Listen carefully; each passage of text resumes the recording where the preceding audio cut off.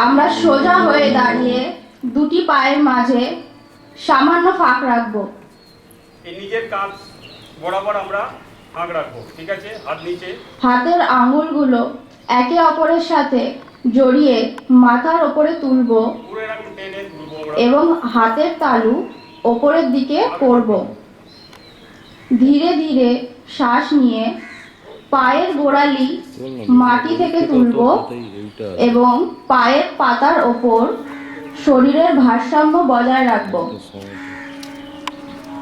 কিছুক্ষণ থাকবো আমরা এই অবস্থায়। যদি আমরা ওপর দিকে তাকাই আরো ভালো হবে। নিজের হাতের দিকে তাকায়।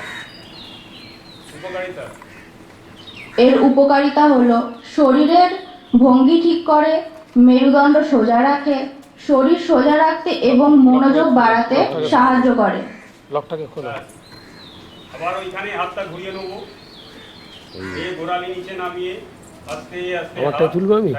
এই যে এটা কি হলো আমাদের তালাসন, ঠিক আছে? পরবর্তী আসন বৃক্ষাসন।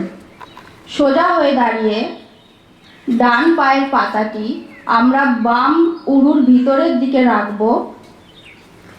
যারা পারবো ব্যালেন্স রাখতে তারা এরকম করবো, যারা পারবো না তারা কি করবো, পা মাটিতে ঠেকে থাকবে পুরোটা, শুধু গোড়ালিটা অপর পায়ের অ্যাঙ্কেলের কাছে আমরা ঠেকাবো।